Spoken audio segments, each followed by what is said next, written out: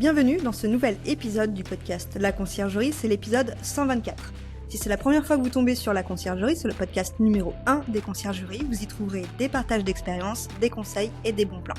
Chaque lundi et mercredi, retrouvez un nouvel épisode sur toutes les plateformes de podcast et en vidéo sur YouTube. J'ai créé également une communauté gratuite qui s'appelle le Club des Conciergeries. Vous y trouverez encore plus de conseils et des échanges entre conciergeries. Pour le rejoindre, le lien est en description. Aujourd'hui, mon invitée s'appelle Laura. Elle a osé quitter le salariat après 10 ans en tant que cadre dans la tech et la data. Elle a décidé de se lancer dans l'entrepreneuriat suite à un bilan de compétences. On va parler dans cet épisode de comment oser sortir de sa zone de confort et oser se lancer. Si vous êtes dans cette situation et que vous aussi, vous avez le projet de vous lancer et devenir votre propre patron, c'est l'épisode à écouter. Sans plus attendre, accueillons notre invitée. Bienvenue Laura sur la Conciergerie Podcast. Comment vas-tu ? Merci, ça va super bien. Je suis très heureuse d'être là. Merci de l'invitation. Eh bien, plaisir partagé. Est-ce que tu peux te présenter d'abord brièvement, parce qu'après on va aller dans le détail, sur aujourd'hui ce que tu fais ? Oui, bien sûr. Donc je suis Laura, j'ai 35 ans. J'ai eu du mal à l'écrire, j'avais écrit 34 de base. Je me suis dit non, faut passer de l'autre côté. 35 ans, je suis originaire de Normandie et j'ai fondé une conciergerie qui s'appelle Gisèle il y a un peu plus d'1 an et demi. Basée à Paris dans le 19e et je couvre l'intégralité de Paris et la petite couronne. Ok. Avant, tu faisais quoi ? Avant, j'étais commerciale et responsable commerciale dans la tech et la data. Ok. Et ça fait combien de temps que tu as quitté le salariat ? 2 ans. 2 ans. 2 ans ? Ok. Du coup, aujourd'hui, dans cet épisode, tu vas nous expliquer, je pense que beaucoup, en fait, d'auditeurs et de conciergeries se sont lancés, ils étaient un peu dans ton cas, ils étaient salariés, puis un jour ou l'autre, ils ont décidé d'être leur propre patron. Et c'est vrai que c'est une étape qui peut faire peur, qui est hyper importante. Est-ce que tu peux déjà nous dire en amont comment t'es venue l'idée et est-ce que c'était parce que peut-être t'en avais marre du salariat ou peut-être t'avais d'autres projets ? Oui, alors en fait, pendant 10 ans, j'ai adoré ce que je faisais. J'ai monté des échelons, etc. Et donc j'apprenais tous les ans et je grandissais beaucoup. Et en fait, sur la fin, j'ai été 3 ans dans une start-up qui m'a énormément fait grandir pour le coup. Et je gérais une équipe commerciale qui rapportait à peu près 80% du business de la boîte. Et en fait, je me mettais beaucoup, beaucoup de pression à moi-même, et de fait, je pense que je mettais aussi la pression aux autres. Et en fait, je me suis rendu compte au fur et à mesure que j'étais plus alignée, c'est un peu bateau de dire ça, mais alignée avec moi-même, en fait. Je faisais plus des choses qui étaient moi, finalement. Et donc, j'ai quand même poussé pendant des semaines, voire des mois et des mois, en me disant, non mais vas-y, enfin, de toute façon, tu sais faire ça et tu sais faire que ça, globalement, parce que tu fais ça depuis que t'es sortie de l'école. Et en fait, c'est venu à me bouffer vraiment de l'intérieur, et je me disais, bah non, je peux pas, enfin, ça me correspond plus. Quand bien même l'univers était hyper riche, enfin, je travaillais dans la tech et la data, et c'était vraiment hyper fin ce qu'on vendait et autres, mais je m'y retrouvais plus. Donc du coup, j'ai décidé de partir. Pour le coup, c'était une réflexion qui traînait un peu, mais quand je l'ai prise vraiment du jour au lendemain en me disant, en fait, c'est bon, c'est fini, là, on va vers autre chose. Donc, je me suis dit, bah, lance-toi, et puis on verra. Mais alors, lance-toi, je ne savais pas dans quoi. Ça, c'était la petite... Ah oui, d'accord. T'as quitté en fait ton emploi en sachant pas si t'allais te lancer à ton compte, t'allais aussi peut-être être de nouveau salarié autre part ou c'était vraiment pour te lancer? Non, je voulais vraiment me lancer. En fait, je savais ce que je ne voulais plus, mais je savais pas vraiment ce que je voulais. En revanche, je savais que j'avais envie de décider par et pour moi, que j'avais envie de me confronter aussi à mes choix, à mes décisions, et vraiment de construire quelque chose de A à Z par moi. Parce que dans la start-up dans laquelle j'étais, on m'a donné beaucoup, beaucoup d'autonomie et de liberté. Donc j'ai construit une équipe, j'ai construit des budgets, des offres commerciales, etc. Et en fait, j'ai adoré cette partie. Et je me suis dit, bah, en fait, je suis capable de le faire pour moi et j'ai vraiment envie de finalement travailler pour moi et d'avoir aussi un peu des comptes à rendre qu'à moi-même. Hmm. Parce que ça peut paraître facile, mais en fait, je pense que c'est encore plus dur de ne se rendre des comptes qu'à soi-même. On est plus exigeant en général. Ouais, je pense, je pense. Ouais, tu te disais en fait, dans ton emploi de salarié, ben, je sais être autonome et je sais manager. Oui, Finalement, c'est deux compétences importantes en conciergerie. Tu t'es dit pourquoi pas le faire, mais pour moi-même, quoi. oui, c'est ça. Ouais. Ok. Donc, si on reprend, t'as quitté ton emploi pour faire quoi après? Et ben, je ne savais pas. Je me disais, je veux entreprendre, je ne sais pas dans quoi. Donc, j'ai décidé de me faire accompagner. J'ai pris part au parcours Chance, qui est un parcours 100% digital, qui a un bilan de compétences et un coaching. Et donc, j'ai été accompagnée par une coach pendant 4 mois pour faire le point sur bah, déjà qui j'étais, ce qui m'animait, euh, qui j'avais envie d'être, quelles étaient mes valeurs. Et du coup, on a tout décousu comme ça pendant 4 mois. Et à la fin, j'ai monté 2 projets. Bon, un qui n'a pas vu le jour et qui, je pense, ne verra pas le jour, qui était de monter des retraites de yoga avec de la viande et de l'alcool. Bon, c'était un parce Ah que je me oui. disais, moi j'aime le yoga et j'aime faire la fête et je suis très épicurienne, etc. Je me disais, bah, il y a bien des gens qui sont comme moi. Bon, je l'ai mis de côté. Pas vraiment de marché, je pense. Et il y avait ce deuxième projet qui était la conciergerie, parce qu'en fait, j'ai acheté un appartement enfin, peut-être la dernière année où j'étais en salariat ou l'année d'avant, je sais plus, et je le mettais en Airbnb. Et en fait, j'adorais faire ça. Je faisais tout moi-même, évidemment, parce que j'en avais qu'un. Et j'adorais faire ça, parce que j'adorais faire en sorte que les gens se sentent bien, qu'ils arrivent, que ce soit un environnement qui soit chaleureux, qu'ils aient tout à disposition, etc.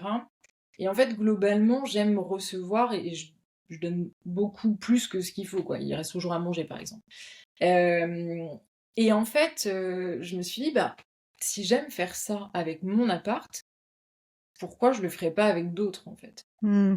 Et donc, j'ai monté ce projet avec ma coach en me questionnant. J'ai interviewé pas mal de fondateurs de conciergerie pour me confronter bah, au réel et se dire, OK, d'où êtes-vous parti et où en êtes-vous et par quoi êtes-vous passé? Euh, et en fait, sur le parcours chance, à la fin, donc tu fais des interviews, etc. Et on te propose, enfin en tout cas, moi je l'ai fait avec la coach, c'est de me dire, bah, je vais faire des stages pour être sûre. Hmm. Parce que je viens pas de ce milieu, parce que j'ai pas fait d'hôtellerie, parce que j'ai pas fait de service comme ça en tant que tel. Et du coup, bah, à 2 ans, je pense, à l'époque. À 32 ans, je suis allée faire des stages d'observation et des stages de pratique dans 2 boîtes. Je suis partie chez Oumi, qui est une conciergerie qui est plutôt sur la partie ouest de la France. Donc j'ai fait une semaine là-bas. Alors, ça, c'est hyper drôle aussi parce qu'en fait, quand je suis arrivée, les gens me disaient, mais ah, c'est toi, mais on pensait que tu aurais 18 ans. Je disais, ah, ben non, j'en ai bien 32, hein.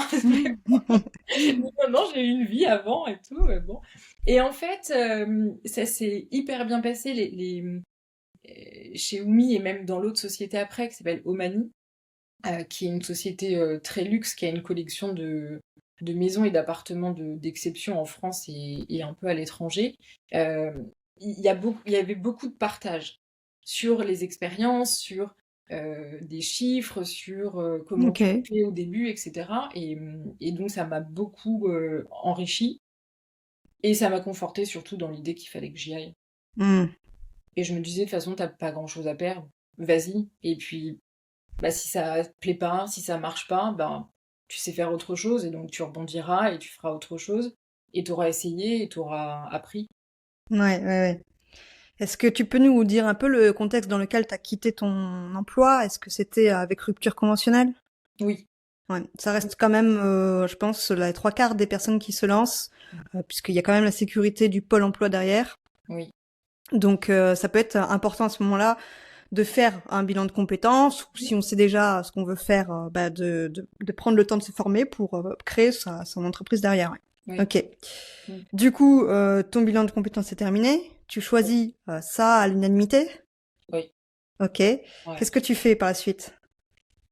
Et ben, je trouve un comptable, enfin une comptable, et je lui dis, je sais pas faire des démarches administratives, il faut que vous m'aidiez. Et en fait, on a construit ensemble les statuts, on a choisi les bons statuts, etc. On a tout déposé. Enfin, c'est surtout elle, en fait, qui a fait ça. Elle a fait toute la partie administrative. Hmm. Moi, j'ai construit l'offre en me disant qu'est-ce que je veux, quel niveau de gamme je veux, est-ce que je veux faire dans le quanti ou dans le quali, sur quelle zone, comment, euh, de tirer un peu les prix, de me dire ok si je fais ça combien je gagne à la fin, etc. De sourcer les prestataires et après en fait j'avais à peine déposé les statuts que j'avais déjà un client qui était un ami à moi qui avait acheté un appartement, etc. Et donc en fait dès lors que j'ai eu les statuts j'ai commencé à gérer un premier appartement Ok. et de gérer toute la partie logistique et tout ce qui va avec. Hmm. Est-ce que quand tu as commencé, au tout début, tu as créé ton offre, etc., tu as t'as repris tes habitudes, on va dire, de cadre salarié, c'est-à-dire je fais tout étape par étape, je me note tout, je sais pas. Est-ce que tu as eu en fait, un entrepreneur en général, je dirais, après peut-être que je me trompe, il va mettre en action et après il va voir si ça fonctionne et ajuster, tu vois.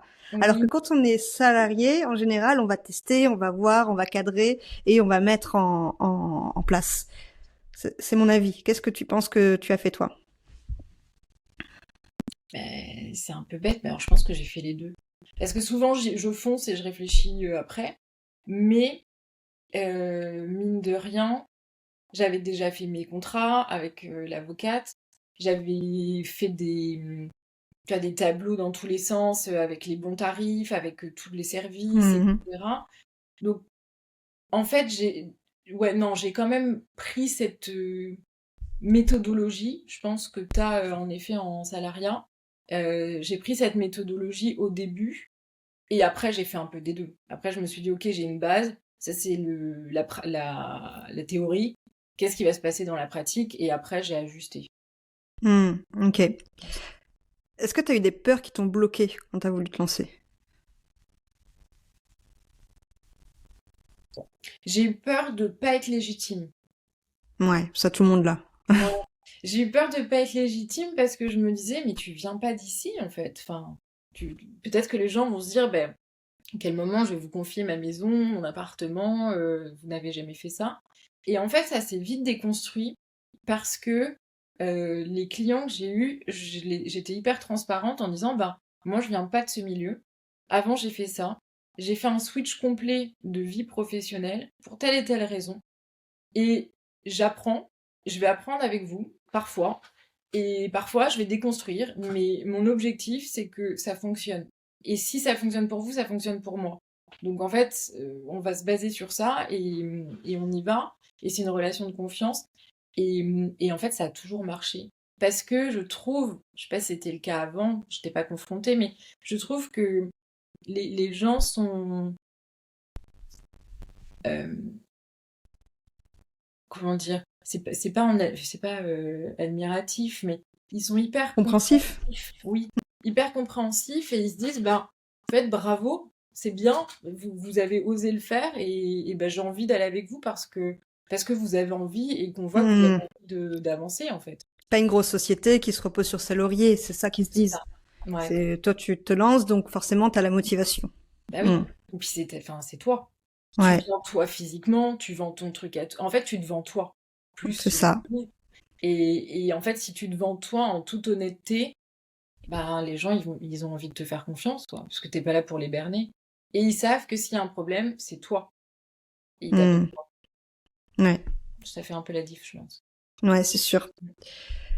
C'est bien la transparence avec ses propriétaires, surtout quand on démarre. Il y en a beaucoup qui me posent la question, oui, mais lors du premier rendez-vous, je sais rien en fait. Qu'est-ce que je vais lui dire? Est-ce que tu as eu ça lors du premier rendez-vous, même si tu disais que ton premier rendez-vous, c'était avec quelqu'un que tu connaissais, c'est plus facile? Oui, oui, c'était plus facile. Après, j'avais du stress quand c'était des clients que j'ai eu par bouche à oreille, etc. Parce que, en plus, j'avais ce stress de me dire, bah, il faut que je sois bien parce qu'il m'a été recommandé par, enfin, j'ai été recommandée par telle personne, etc. Et ouais, en fait, au début, j'avais préparé une fiche d'éléments que je devais absolument checker, des questions Hmm. que je devais poser, etc. Et en fait, je me disais, oh là là, mais j'espère que j'ai pas oublié des choses hyper importantes. Ça va vraiment faire nouille de revenir à la charge et de reposer des questions. Euh, et c'était un peu ça, ouais, mes craintes. Et j'étais confrontée à ça. Mais bon, tu vois, encore une fois, bah, tu rappelles les gens, et tu dis, ah, oups, j'ai oublié de vous demander ça, c'était important. Bon, bah voilà. Et ça Hmm. se passe bien, en fait. Quand tu t'es lancé, tu as commencé à avoir ton premier client. Et d'ailleurs, tu disais, je n'ai jamais fait ça, mais si, tu l'as fait avec ton bien. Oui. Donc, tu avais aussi cette connaissance-là déjà de base. Oui. Est-ce que tu as eu une crainte à un moment de te dire, je me suis peut-être trompée de voie? Non, jamais. Ok, Non. super bilan de compétences alors. Ouais, bravo, chance. Bravo, chance. Non, j'ai pas. Même aujourd'hui, tu vois, où par exemple là, janvier, février, mars, c'est des mois qui sont hyper, hyper creux. Même là, je me dis pas que j'ai pas fait le bon choix. Je Hmm. suis épanouie dans ce que je fais parce que il y a cette partie très opérationnelle et cette partie stratégique aussi parce qu'en fait, il faut que tu fasses marcher ta boîte. Et qu'il y a un moment, bah, tu as besoin de réfléchir, tu as besoin d'avoir une vraie strat, tu as besoin de construire, etc. Et non, j'ai jamais douté de ça. Peut-être Hmm. qu'un jour ça arrivera, je sais pas. Mais aujourd'hui, non. Normalement, tu as de moins en moins de doutes au fil du temps, hein. Logiquement. Est-ce que tu as... Enfin, à quelle période de l'année tu as démarré? Fin septembre Ok, 2023, du coup. ok. Est-ce que sur ton secteur, ça reste une période un peu faible?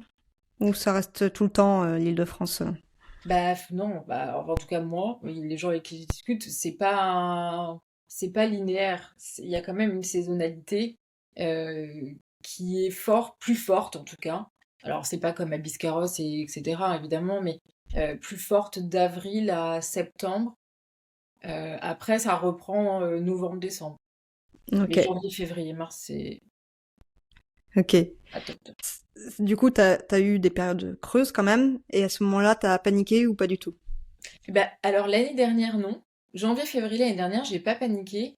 Janvier-février cette année, j'ai un peu paniqué. Où je me disais, waouh, Qu'est-ce qui euh, a changé?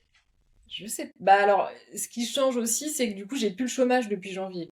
Donc ça a mis un Hmm. petit coup de stress quand même en plus, parce qu'il faut te payer, hein. Ça fait la différence. Et je pense aussi que janvier-février l'année dernière, février-mars, je préparais les JO. J'avais beaucoup, beaucoup de demandes. Donc en fait, je faisais beaucoup de rendez-vous, beaucoup de visites de biens, etc. Donc j'avais pas de réservation beaucoup en tant que telle, mais bah, j'avais du taf, quoi. Et c'est ça, et ça brassé pour préparer les JO, pour préparer la période phare. Et là, aujourd'hui, j'ai pas ça. Donc je travaille sur autre chose, mais c'est moins peut-être dynamique. Oui, il faut prendre en compte le fait que, effectivement, t'as du chômage pendant 2 ans, c'est ça? T'as Oui, eu du chômage pendant 2 ans, le temps de lancer ton projet et tout. Il faut que ça prenne parce qu'au bout de 2 ans, il n'y a plus rien. c'est ça.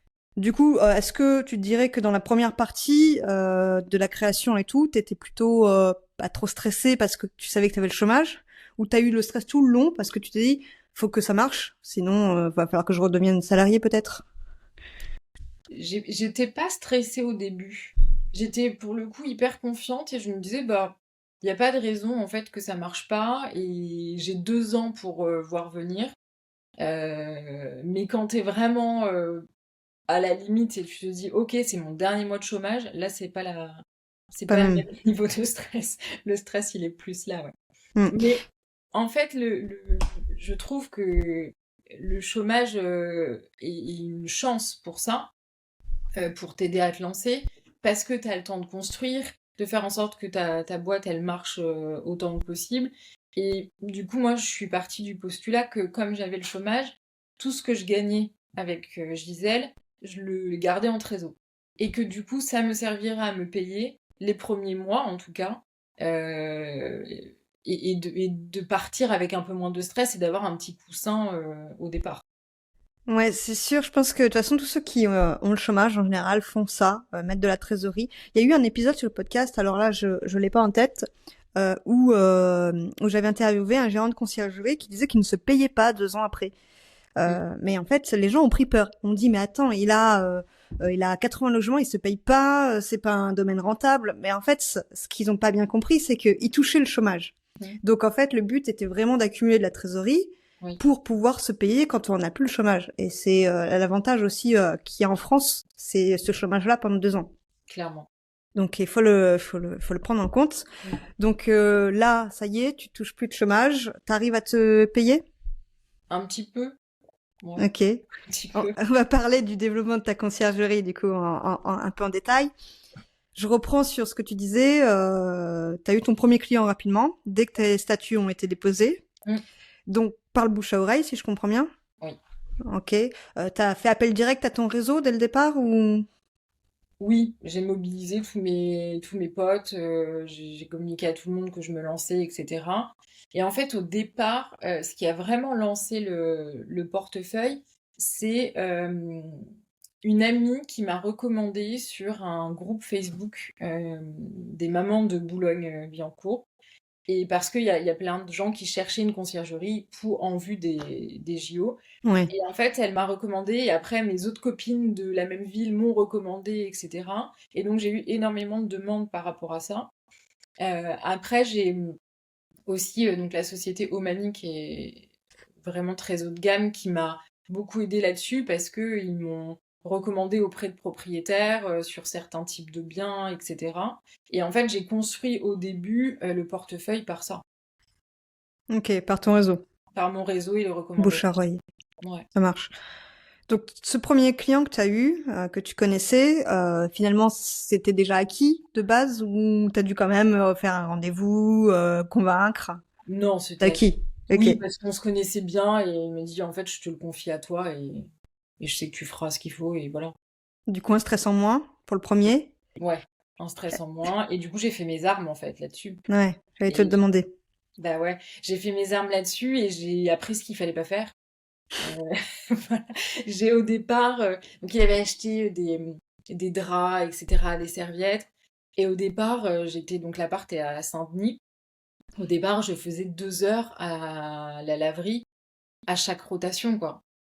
Et en fait, à la fin, je me disais, mais c'est pas possible, je perds un temps fou. Et il y a rien de très sympa d'être dans une laverie pendant 2 heures.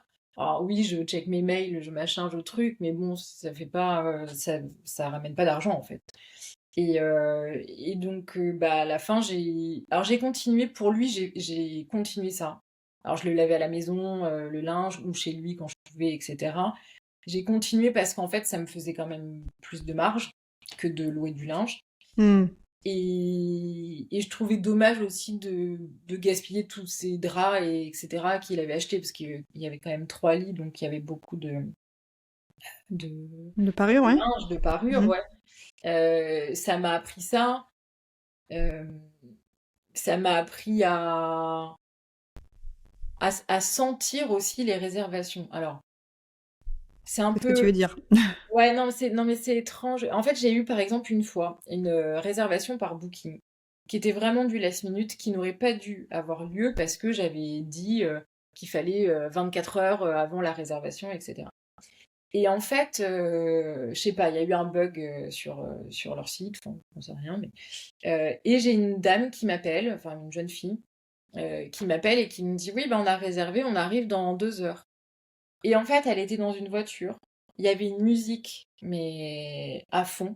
Et là, elle commence à m'expliquer qu'en fait, il y a des garçons qui vont arriver avant, etc., mais qu'elle, elle arrivera après. Et en fait, je sais pas pourquoi, mais j'ai pris peur. Et je me suis dit, bah, j'ai un peu peur de la fête. Enfin, tu vois, de la fête de dernière minute, etc. Et du coup, j'en ai discuté avec le propriétaire et on a pris une décision ensemble et autres, mais en fait, ça m'a appris, en effet, quand t'es confronté à ce genre de situation, bah, qu'est-ce que tu fais? Parce que c'est pas ton appart, mais c'est toi qui dois prendre la décision de est-ce que tu valides cette réservation ou pas? Si tu la valides pas, bah, en fait, ça veut dire quand même que tu fais perdre de l'argent à ton client et à toi. Euh, donc, ça, ouais, pour le coup, ça arrive assez vite. J'étais confrontée à ça et ça m'a appris à prendre les bonnes décisions, en tout cas celles que je pensais bonnes. Hmm. Ouais, c'est sûr que en général, les premiers logements, on voit un peu toutes les problématiques rencontrées que tu auras au quotidien en fait. Donc c'est en fait un confort d'avoir eu un premier bien d'une personne que tu connaissais, c'est sûr. Par la suite, qu'est-ce qui s'est passé? Combien de biens tu as et comment tu les as obtenus? Et ben en fait, par la suite, tout est allé très vite. À la fin avant les JO, j'avais 18 appartes en gestion complète et j'en avais 3 en partenariat avec Omani. Donc je travaille dans des appartements pour eux, sur du linge et du ménage. Mais en gestion complète, j'en avais 18. Et moi, j'étais hyper fière en me disant waouh, c'est une croissance incroyable, j'en ai 18, etc. Alors, les JO aidaient beaucoup, évidemment. Et puis bon, là, il y a eu une petite déconvenue parce que les JO n'ont pas été aussi fructueux que ce qu'on pensait. Et donc, à la fin des JO, j'ai perdu beaucoup d'appartements parce que c'est des appartements que j'avais par opportunisme. Et en fait, on a tous fait ça, et fort heureusement. Mais voilà, des clients qui comptaient partir pendant les vacances et qui, du coup, en profitaient pour mettre leur appartement. Sauf qu'il y avait tellement d'offres et plus que de demandes à cette période, il n'y en a pas beaucoup qui ont été loués finalement. Donc j'en ai perdu, mais je le savais que j'allais les perdre à la fin des JO. Mais comme j'étais dans le flux et que je bossais beaucoup, etc., j'ai pas anticipé en me disant ma cocotte, en septembre, tu vas perdre 8 à 10 appartements, il va falloir travailler avant pour en recruter d'autres. Donc je me suis retrouvée en septembre avec un peu moins d'appart, en effet. Donc je suis descendue à 10, je crois. Ouais, 10. 10 en gestion complète et toujours les autres à côté. Et là, aujourd'hui, j'en ai 11. Ok. En gestion, 9 en gestion complète et 2... 8 en gestion complète et 3 en presta linge et ménage. Ok. Aujourd'hui, tu délègues des choses? Ça dépend des fois. Je sais pas. C'est sur ça, j'ai pas appliqué ce que j'entendais où on disait qu'il faut déléguer pour grossir, etc. J'ai beaucoup délégué par moment quand j'avais trop de charge de travail. J'ai vraiment tout fait pendant plusieurs mois où j'ai vraiment tout fait toute seule. Dès que j'avais trop de charge de travail, du coup, je déléguais à un prestataire de ménage. Le linge, de par la première expérience, j'ai compris que je voulais plus pas passer ma vie dans la laverie parce que, à mon sens, c'était pas assez efficace. Donc, du coup, j'ai toujours après sous-traité le linge à Loc Linge. Donc, c'est de la location de linge. Ils les amènent sur place et ils viennent les retirer. Donc, ça, j'ai délégué et c'est tout. Et aujourd'hui, tu vois, quand là, janvier-février, je délègue quasi pas. Parce que, en fait, pour 2 raisons. La première, c'était que j'avais besoin de faire moi-même pour savoir ce qu'il fallait faire, pour savoir combien de temps tu mets à faire un appartement de 100 mètres carrés avec 7 couchages, etc. J'avais besoin de le faire pour être assez exigeante et bien exigeante avec les gens avec qui j'allais travailler. Et j'avais aussi besoin de le faire parce que ça fait plus de marge. Donc au début, je faisais ça. Là, je continue. Mais en fait, depuis 1 an et demi, j'ai quand même trouvé des prestataires qui sont des prestataires de confiance. Donc quand j'ai besoin, je délègue. Là, avril est un gros mois à venir. Donc forcément, je vais travailler avec mes prestataires de confiance. Et l'objectif, c'est à septembre de vraiment tout déléguer pour me mettre pleinement sur le recrutement de nouveaux clients. Ok. Selon toi, septembre, c'est le délai nécessaire pour pouvoir te rémunérer et rémunérer les prestataires en même temps, c'est ça? Oui. Ok. Ouais. C'est aussi, moi je te rejoins totalement, hein, c'était aussi ma méthode. C'est-à-dire que en basse saison, on va pas prendre des prestataires puisque du coup il y a peu de rentrée d'argent et puis on a finalement plus le temps de le faire, même si c'est pas ce qu'on préfère le plus, mais il faut aussi passer par là. Et je suis aussi tout à fait d'accord de dire que si on ne l'a pas fait, comment on peut bien le déléguer. Voilà. Il faut pour moi savoir faire les choses efficacement, et comme on les souhaite avant de pouvoir déléguer, excepté si c'est des tâches où tu n'es pas expert dans ce domaine. Voilà. Oui. Ok. J'avais une question qui m'est venue. Oui. Est-ce que tu penses que du fait d'avoir été salarié avant, il y a des choses qui t'ont aidé dans l'entrepreneuriat, notamment en général? Est-ce qu'au quotidien, tu vois des choses qui t'ont aidé ou bien c'est vraiment autre chose et tu n'as rien repris de ton salariat d'avant? Je pense que j'ai repris en fait tout ce qu'on m'a appris sur la méthodo, sur le fait d'être carré, sur comment tu construis un budget, comment tu travailles une approche commerciale, comment tu donnes confiance, etc. Ça, je me suis forcément basée dessus.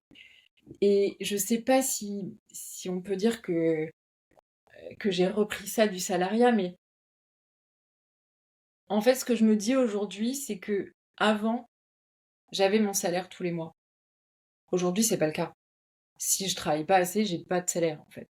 Et donc, souvent, j'y pense et je me dis, mais c'est à toi de tout faire pour te tirer le salaire que tu veux ou en tout cas qui te permet au début de subvenir à tes besoins, etc. Et ça, oui, ça, je me le rappelle souvent. Hmm. Et à contrario, est-ce que il y a des choses que tu as dû apprendre de zéro? Oui, prendre des décisions seule et assumer les conséquences. Hmm. Parce que avant, je pouvais me dire, bah oui, j'ai pris cette décision, mais bon, finalement, on était plusieurs. Bon, là, non, en fait, c'est toi et toi-même. Et bah, si t'as mis un client à 20% de commission, c'est ta faute si c'est pas assez. Bah, du coup, tu vas galérer à le remonter chaque année. Mais tant pis, parce que t'as C'est du commencé vécu? comme ça. Pardon? C'est du vécu? Oui. Oui, j'ai commencé à 20%. Et parce que ce truc, je pense, j'avais peur de pas me sentir vraiment légitime, etc. Et si je devais recommencer, je commencerais à 25. Parce Hmm. que j'offre une prestation qui est à hauteur de 25%. Mais aussi, bah, j'estime que les clients avec lesquels j'ai commencé, c'est des clients qui m'ont fait confiance dès le début et que j'ai pas envie de revenir vers eux à dire ah bah non en fait du coup je suis passée à 25, je j'ai pas envie de faire ça avec eux. Donc maintenant les nouveaux clients, je les amène à 23, 25 en fonction des superficies, Hmm. mais j'y vais progressivement. Mais oui, Ok. oui, ce truc de t'assumes en fait les conséquences, ça et de d'avoir une charge mentale assez perpétuelle en fait. Je me mettais beaucoup la pression à l'époque quand j'étais salariée. Je me la mets moins aujourd'hui, ce qui est assez étrange. En tout cas, pas de la même manière. Euh, mais bah oui, quand je pars en vacances, je gère les locations à distance, je gère les propriétaires. Et je suis en stress de me dire, ok, est-ce que ça va bien se passer? Est-ce qu'ils vont trouver les clés? Est-ce que machin? Est-ce que truc? Mais en soi, ça me dérange pas parce que j'aime ça. Hmm. Donc, Bon, est-ce qu'on peut dire que être en vacances quand on est entrepreneur, c'est pas vraiment des vacances à 100%? on peut dire ça, je pense. Je On est pense, d'accord. je crois qu'on peut dire ça. Alors en fait, être en vacances quand on est entrepreneur, c'est trouver des solutions pour se remplacer, mais en fait, on est toujours là pour manager au cas où il y a un Bah problème. oui, Mm. ouais. Et pour moi, être en vacances, en fait, aujourd'hui, c'est être autre part physiquement, dans un lieu qui me déconnecte et où je fais pas enfin, je fais pas que travailler tous les jours. Mais bah oui, je travaille quand même. Mais Mm. avec plaisir, donc bah c'est ok. Enfin, je me suis vue la première année être en vacances à Ibiza et la gestion de linge avait oublié des thés d'oreiller. Enfin, bon, ça arrive, tu sais, hyper ok, et voilà, ça arrive souvent. Ils avaient oublié des thés d'oreiller et en fait, les voyageurs arrivaient 1 heure après. Et j'étais en stress à me dire, mais Laura, mais pourquoi t'es partie si loin? Parce qu'en fait, si physiquement t'avais été là-bas, t'aurais amené des thés d'oreiller, etc. Et là, je me disais, mais non, mais j'ai 2 heures d'avion, je peux rien faire. Bah, en fait, ils ont très bien géré et tout s'est très bien passé. Et en fait, les voyageurs sont arrivés, on leur a expliqué. 1 heure après, ils avaient des thés d'oreiller. Ils nous en ont pas tenu rigueur. Et du coup, je pense que ça force aussi à lâcher prise ou en tout cas faire confiance aux autres parce que les autres, ils savent gérer aussi, en fait. C'est vrai. Mm. Est-ce qu'on peut parler de rapidement peut-être ce que ton entourage a pensé du fait que tu passes de salarié à entrepreneur? Est-ce que tu avais un entourage qui te soutenait? Oui, ouais. Pour le coup, ma famille, mes amis, mon conjoint m'ont énormément soutenue. Et c'est aussi pour ça que je l'ai fait, parce que je me sentais entourée. Et je me disais, bah ouais, il n'y a pas de raison du coup que ça se passe mal. Hmm. Euh, et ça m'a beaucoup aidé pour le coup, Ok. à avoir confiance et à oser le faire. Hmm. Ouais. Tu disais que tu te rémunères un peu maintenant. Est-ce que un petit peu, voilà, pour ceux qui voient la vidéo. Voilà. Euh, Aujourd'hui, tu as un délai sur il faut que tu te rémunères autant, sinon faut que tu prennes une décision radicale ou pas? Alors, je suis de nature assez optimiste, donc je me dis, ça va aller. Ça va forcément aller. Après, factuellement, oui, il y a un moment où je vais devoir remettre les choses en question si, par exemple, ça grimpe pas comme je veux. Mais si je prends le bilan là on a fait le bilan comptable sur du coup 1 an et demi, euh, je peux quand même me payer un peu par mois. Ça me Hmm. permet pas du tout de vivre aussi bien que ma vie d'avant, quand j'étais salariée, pas du tout. Mais ça me permet de vivre de manière ok. Et en fait, là où je suis optimiste, c'est que je me dis j'ai que 11 biens. Et bah en fait, si à 11 biens, j'arrive à me tirer un petit truc, un petit salaire, bah en fait à 30, 40, c'est bon, ça roule. Ouais. Alors maintenant on passe à l'étape de il faut aller chercher les 20, 30, 40. Mais je suis pas inquiète. Après, je peux voir venir jusqu'à, j'ai en fait, j'ai pas même très envie, ce qui est peut-être un peu étrange, mais très envie de me mettre une deadline C'est parce te que mettre la pression? bah, c'est être négative, Hmm. plus que de me mettre la pression. Hmm. Parce Hmm. que la pression, je me la mets tous les mois en me disant bah il faut se payer, bon, il Bien faut sûr, payer ouais. les clients. Donc non, Ok. je vais pas me mettre de deadline. Du coup, 1 an et demi après, enfin 2 ans après avoir quitté ton salariat, Mm. tu n'atteins pas une rémunération que tu avais avant. Est-ce que c'était un objectif ou pas du tout déjà de base? D'atteindre de Au mon moins le salaire que tu avais d'avant. Mmh, au début, au tout Hmm. début, quand j'ai fait mon coaching et mon bilan de compétences, la coach m'a dit: «OK, c'est quoi la rémunération que vous souhaitez?» Donc je dis: «Bah, en fait, comme aujourd'hui». Et au fur et à mesure je me souviens que mon conjoint me disait: «Mais Laura, tu sais, c'est compliqué, en fait, quand tu montes ta boîte», parce que lui, a aussi une société. Il me disait: «C'est compliqué, dans la vie d'un entrepreneur d'avoir le même salaire, Hmm. ta vie en salariat, ça prend du temps. Une boîte qui est rentable, ça prend du temps. Enfin, et moi, je me rendais pas trop compte au début. Je me disais, bah, enfin, je vois pas pourquoi je gagne. Enfin, je veux dire, à quel moment je gagnerais moins ma vie qu'aujourd'hui. Et en fait, au fur et à mesure, j'ai déconstruit ça et je me suis dit, mais est-ce que vraiment tu as envie de gagner autant d'argent? Enfin, pourquoi en fait tu as envie de gagner autant d'argent? Et je me disais, moi, ce que je veux, c'est pas gagner autant d'argent. C'est faire quelque chose qui me plaît, évidemment vivre. Parce qu'il y a un moment, on va pas se... Enfin, il faut payer ton prêt, il faut payer ta nourriture et tout le reste, évidemment.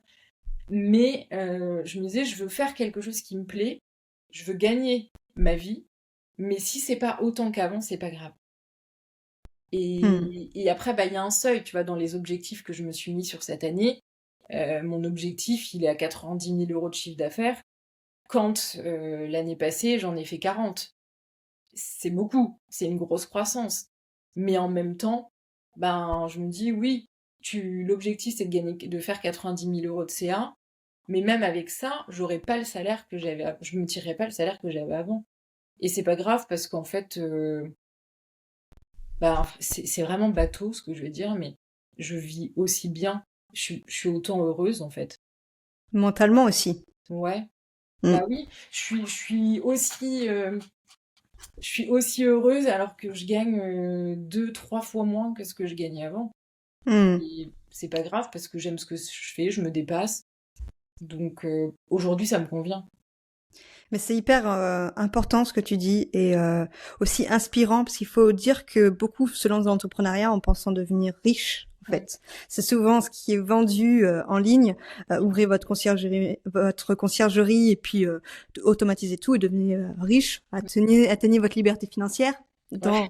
Dans la réalité, ça se passe pas du tout comme ça. Donc, merci de dire ça parce que c'est hyper important de le dire qu'on ne fait pas ça pour l'argent.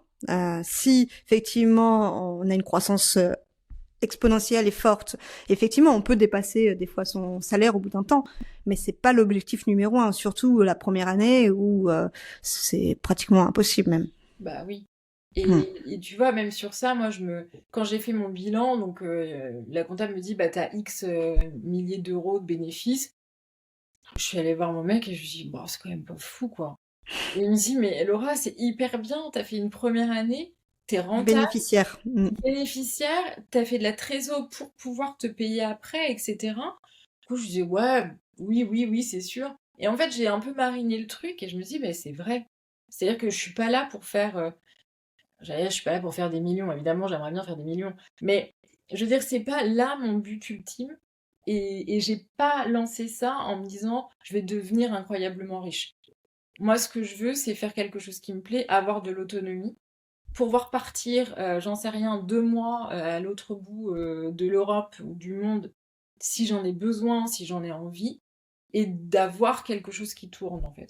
Hmm. Il y avait beaucoup ça, il y avait cette autonomie et de faire ma vie, de gérer mon temps, et du coup, bah, même si c'est gagner moins d'argent, bah, c'est pas grave parce que j'ai mon équilibre. T'as aussi cette liberté de faire ce que tu veux quand tu veux. Ouais. Hmm.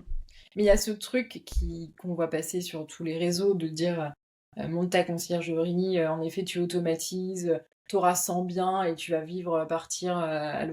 partir vivre à l'autre bout du monde.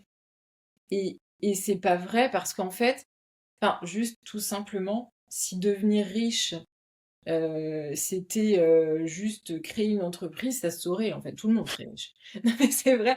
Et non, c'est travailler, il faut travailler en fait, beaucoup. Faut apprendre, faut tomber, faut se relever, faut construire, faut déconstruire. Et puis en fait, c'est pas une fin en soi que de se dire j'ai envie de monter une boîte qui fasse des millions, etc. En tout cas, moi, c'est pas aujourd'hui mon envie. Hmm. Je pense que c'est un super mot de la fin, ça. Est-ce que tu avais envie de partager autre chose? Je pense que c'était un sujet hyper inspirant. C'est vrai que c'est plus généraliste dans le sens où on va pas en détail sur un sujet précis, mais on parle en fait de se lancer dans l'entrepreneuriat et ça parle à pratiquement tout le monde normalement, à part s'il y a déjà des conciergeries avant qui étaient entrepreneurs, mais je pense qu'il y a beaucoup de personnes qui étaient salariées. Mm. Du coup, tu vois autre chose ou pas? Non, c'était important pour moi d'être transparente sur ça, sur le fait que tu gagnes pas des milliers des cents dès le début, sur le fait que ben t'aies besoin d'aller chercher des nouveaux clients, que même si tu fais hyper bien ton taf et que t'adores ça, bah c'est pas facile tous les jours, mais en même temps bah t'es hyper heureux quand même et c'est ce qui fait que t'avances. Donc non, je crois que j'espère avoir été inspirante et avoir pu aider certains. Et si c'est le cas, je suis très contente.